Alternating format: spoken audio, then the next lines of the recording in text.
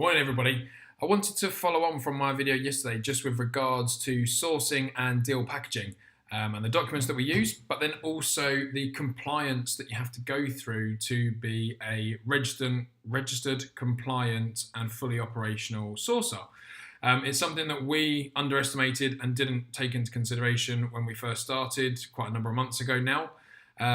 And it's something that we've learnt the value and the importance that it holds when dealing with other clients, but also to build your reputation and show that everything that you're doing is 100% as it should be.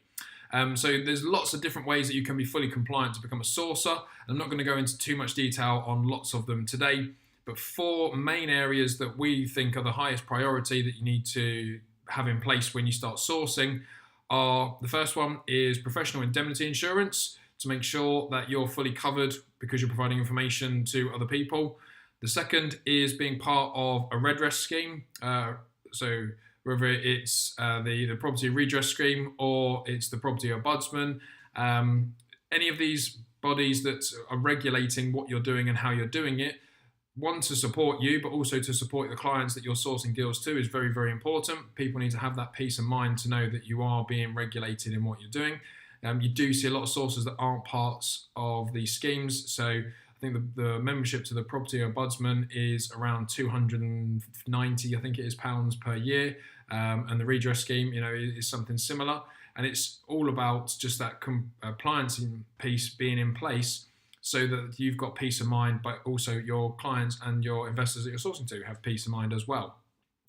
The third one is HMRC anti-money laundering, so making sure that you're registered to say that you are fully compliant when it comes to the anti-money laundering regulations. You could tie some of this in to being FCA regulated if necessary. It's probably one step too far for most people, but it's always something to consider just to make sure that you're fully compliant when dealing with other people's money and making sure that the way in which the money is going through your business is fully above board. And then the final one is looking at the Information Commissioner's Office and having kind of a data protection license so that you're making sure that you're responsible with all of the information that you're using. It's not being distributed freely and unethically, and it's just making sure that when you are using other people's information, whether it's them filling out a client profile for you or giving you details, and also the information that you're sending out to them, it's all correct and it's all stored in the right place and in a secure location. So they're the 4 main things that we think are a top priority when it comes to being a sourcing agent or deal packaging. It's just to make sure that everyone's got peace of mind that the information you are sending out and obviously charging for is above board. It is what you say it is, and the due diligence piece is there and it's supported by these 4 pieces being in place. So I hope that's of use. Hopefully you knew that already, but if not, hopefully that's been of value to you. I've included the links to all of the 4 areas that I've discussed in the comments on this post. So please feel free to check them out. And if you haven't got them in place already, do go to those links and check it out and get yourself registered to make sure that on the compliance side, you are where you need to be.